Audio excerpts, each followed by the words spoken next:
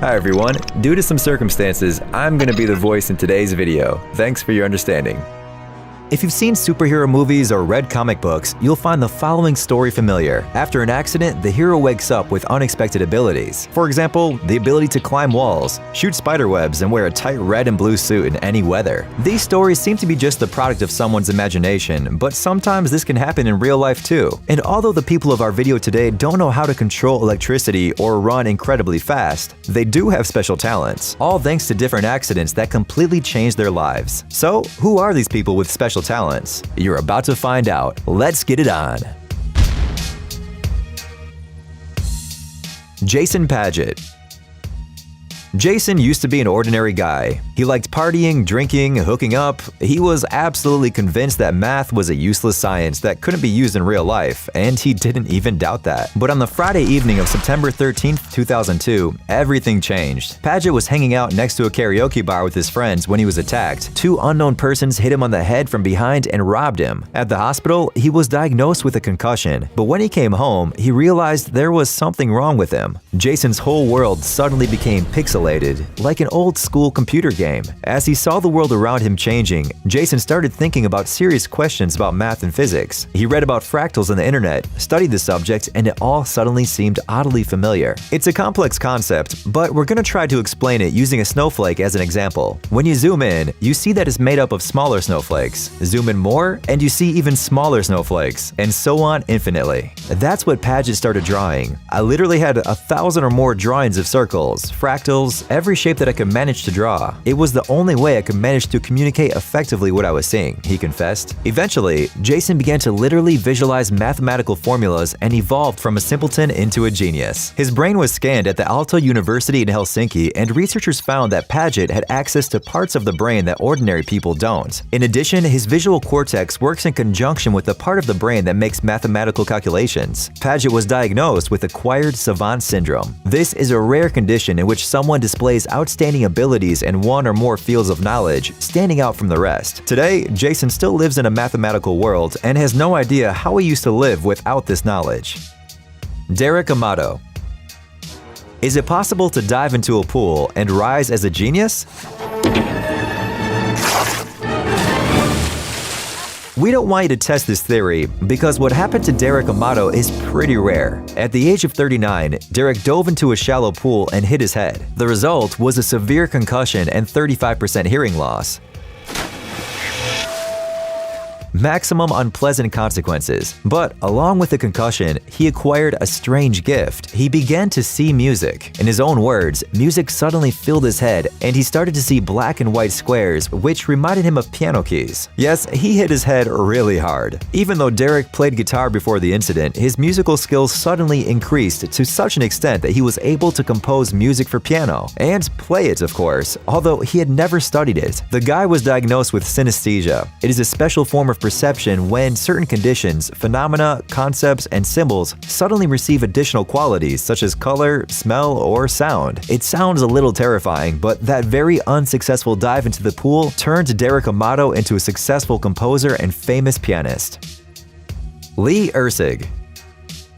For most of her life, Lee was passionate about racing and quad bikes. She never showed any interest in art or math. But in October 2009, she accidentally fell into a ravine and suffered serious brain and spinal cord injuries. Doctors weren't sure if she'd be able to walk again. This event turned Lee into another person, literally. She doesn't remember anything about her past life and does not even recognize her own mother. I don't know.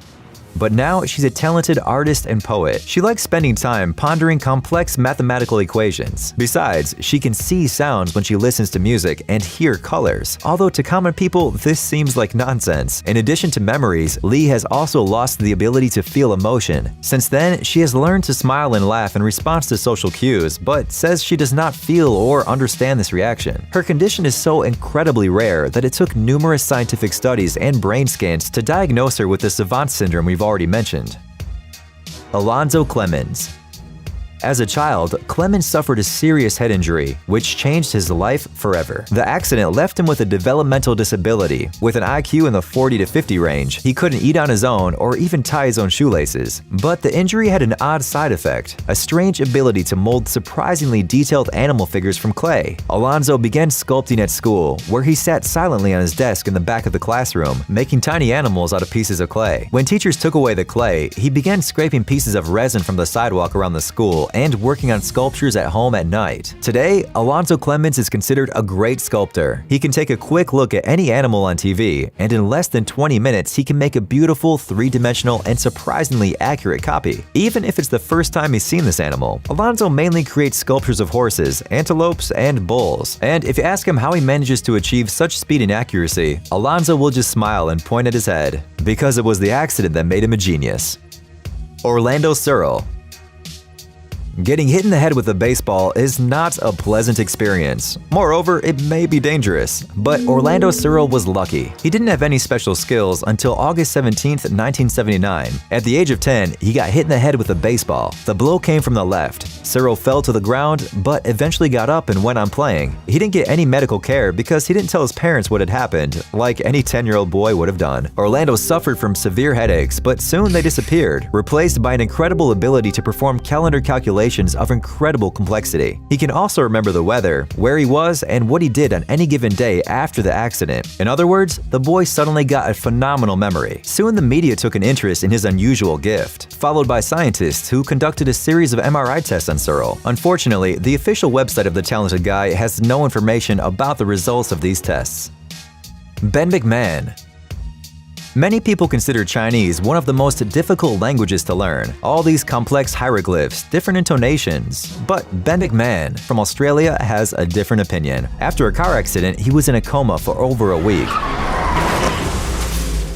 And when he woke up, suddenly, he spoke fluent Chinese to the nurse. Ben asked her for a piece of paper and a pen and wrote, "I love my mom, I love my dad, I will recover," in Chinese, obviously. His newfound skills were confusing to both the doctors and his parents, who never knew Chinese. Ben didn't speak Chinese either, even though he used to learn it at school. But let's be honest, how much of what you learned at school can you remember as an adult if you never use it? It took Ben another 2 or 3 days to remember how to speak English. He didn't even realize he was speaking Chinese. After discovering his new abilities, Ben moved from Melbourne to Shanghai to study commerce at a local university. Tony Sikora. Tony was a 42-year-old healthy, strong man when his life changed. Formerly an athlete and now a respected surgeon, Tony had never had a special interest in music. And in 1994, he called his mother from a payphone when he felt the storm approaching. Tony walked just one step away and he was hit by lightning. Tony's heart apparently stopped, but he was resuscitated by a woman who was waiting her turn to use the phone too. Lucky for him, she was a nurse. A few weeks after the accident, Tony visited a neurologist because he was having memory problems and felt sluggish. But the examinations showed nothing unusual, and soon Tony was able to get back to work. However, his story did not end there. A couple of days later, Tony suddenly felt a strong desire to listen to some piano music, although he had never loved it. Before that, Tony's favorite genre was rock and roll. But after the accident, the man suddenly started buying records of famous piano works and then music sheets. He suddenly wanted to play. Soon he started learning, but then he discovered a new passion. Tony started composing music. Tony Sikora made his debut with his first piano composition in Westport, Connecticut on 12th of October 2007, and still continues to play and compose music today.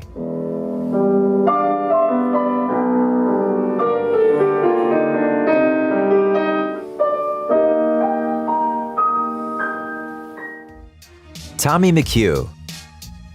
Tommy McHugh was a British artist and poet, but he's not famous for that. Or rather, not only thanks to that, but also because of how he got his talent. Back when he was young, McHugh wasn't too law-abiding and even went to prison. But as he grew older, he settled down, got married, and earned his living as a construction worker. His life would have been the most ordinary and even boring, but at the age of 51, he experienced a double aneurysm and a stroke. By the way, it was really unpoetic. He was on the toilet when it happened. McHugh felt a strong pain in the head and fell, losing consciousness business. And when he came to his senses in the hospital, he realized that his life had changed completely. A week-long coma had awakened McHugh's desire to write poetry. In his own words, his head was full of rhymes and images and pictures. In addition, he began to draw and did it for 19 hours a day. Yes, we are talking about a man who worked as a builder and had never before experienced any passion for art. McHugh could paint 9 paintings at a time, and when he ran out of canvases, he would continue on the walls, floor, and ceiling. Unfortunately, Tommy McHugh died of cancer in 2012. Before he died, he said, "My 2 strokes have given me 11 years of magnificent adventure that nobody could have expected."